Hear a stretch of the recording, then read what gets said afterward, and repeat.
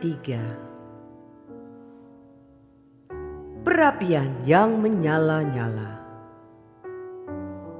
Raja Nebukadnezar membuat sebuah patung emas yang tingginya 60 hasta dan lebarnya 6 hasta, yang didirikannya di dataran Dura di wilayah Babel.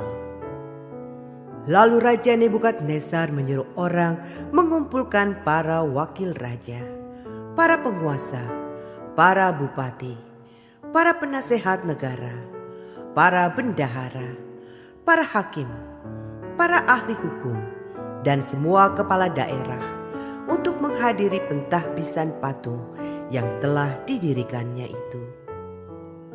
Lalu berkumpullah para wakil raja, para penguasa, para bupati, para penasehat negara, para bendahara, para hakim, para ahli hukum, dan semua kepala daerah untuk menghadiri pentahbisan patung yang telah didirikan Raja Nebukadnezar itu. Dan berserulah seorang bentara dengan suara nyaring, "Beginilah dititahkan kepadamu, hai orang-orang dari segala bangsa, suku bangsa dan bahasa. Demi kamu mendengar bunyi sangkakala, seruling, kecapi, rebab, gambus, serdam, dan berbagai-bagai jenis bunyi-bunyian, maka haruslah kamu sujud menyembah patung yang telah didirikan Raja Nebukadnezar itu.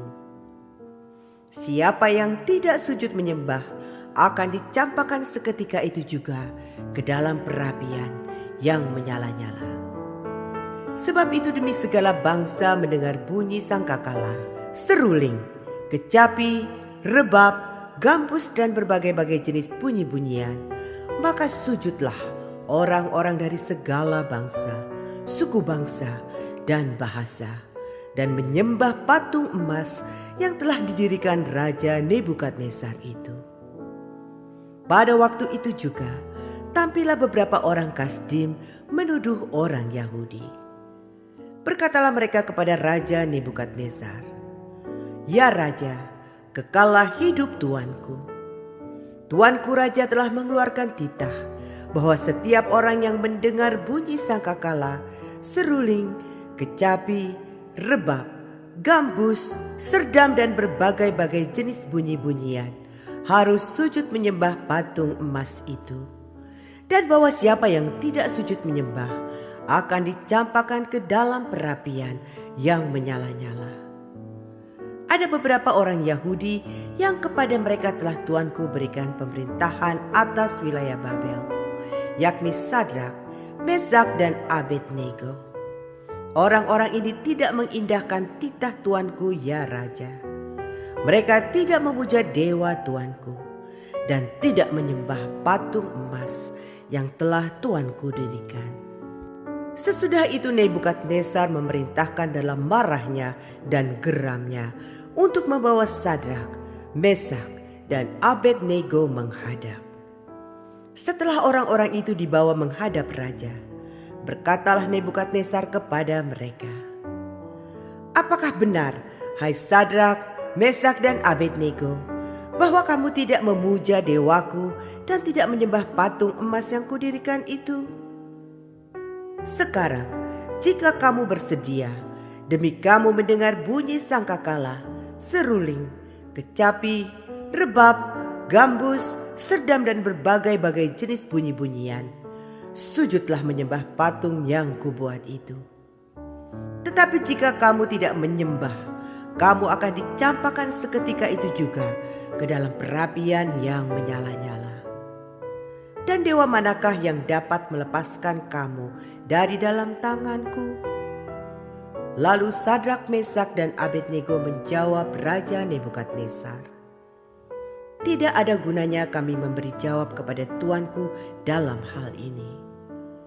Jika Allah kami yang kami puja sanggup melepaskan kami, maka ia akan melepaskan kami dari perapian yang menyala-nyala itu dan dari dalam tanganmu, ya Raja. Tetapi seandainya tidak, hendaklah tuanku mengetahui, ya Raja, bahwa kami tidak akan memuja dewa tuanku dan tidak akan menyembah patung emas yang Tuanku dirikan itu." Maka meluaplah kegeraman Nebukadnezar. Air mukanya berubah terhadap Sadrak, Mesak, dan Abednego.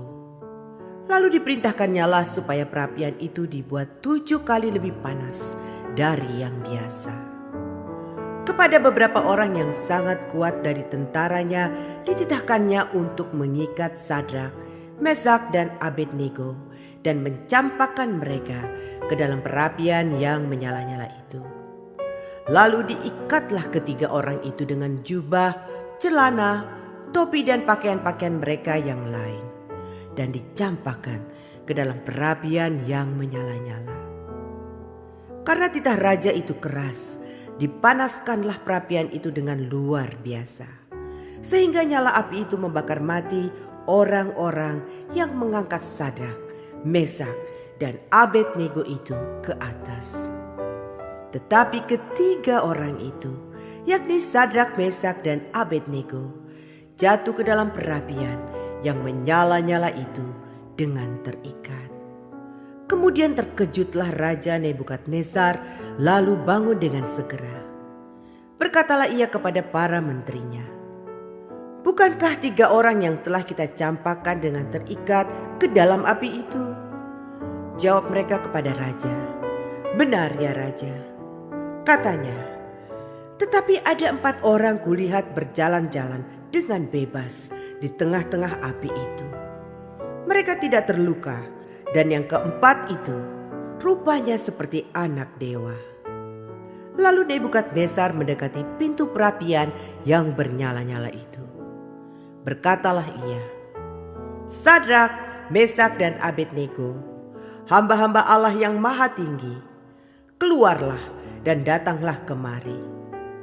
Lalu keluarlah Sadrak, Mesak, dan Abednego dari api itu.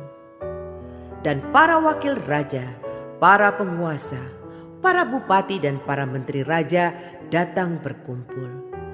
Mereka melihat bahwa tubuh orang-orang ini tidak mempan oleh api itu, bahwa rambut di kepala mereka tidak hangus, jubah mereka tidak berubah apa-apa, bahkan bau kebakaran pun tidak ada pada mereka. Berkatalah Nebukadnezar, "Terpujilah Allahnya Sadrak, Mesak, dan Abednego. Ia telah mengutus malaikatnya dan melepaskan hamba-hambanya yang telah menaruh percaya kepadanya dan melanggar titah raja, dan yang menyerahkan tubuh mereka karena mereka tidak mau memuja dan menyembah Allah manapun kecuali Allah mereka.